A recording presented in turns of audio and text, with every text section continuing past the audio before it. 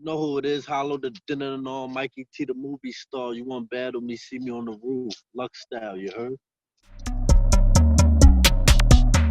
All right, this is what it is. Hollow the Don from the roof, man. The energy god with the interview god, man. I appreciate you coming through to the channel, man. Yes, sir, man. Appreciate you having me, man. Gangster, roof style. You know, I'm following you, man, and I recently saw you post one of your first YouTube freestyles. What gave you that intuition back in the day to actually, jump on YouTube freestyling?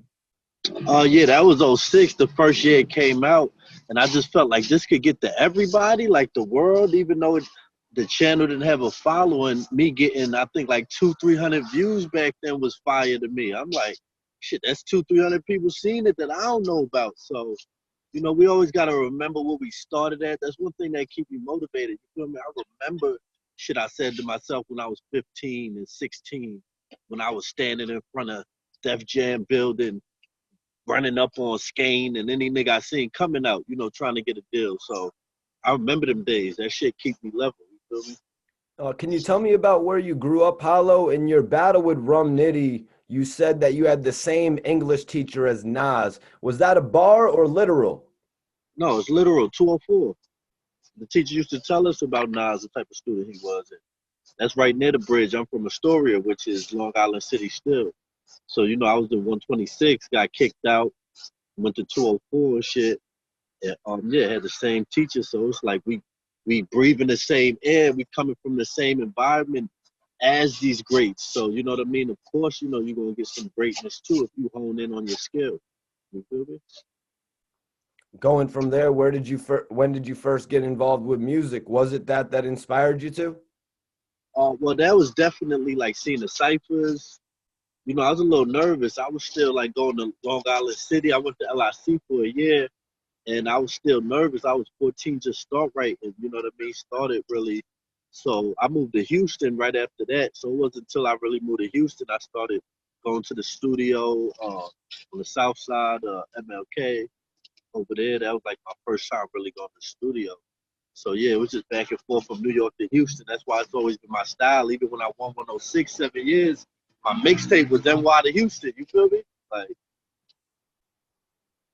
Was living in New York, did that make it easier for you to get that opportunity on BET 106 in Park?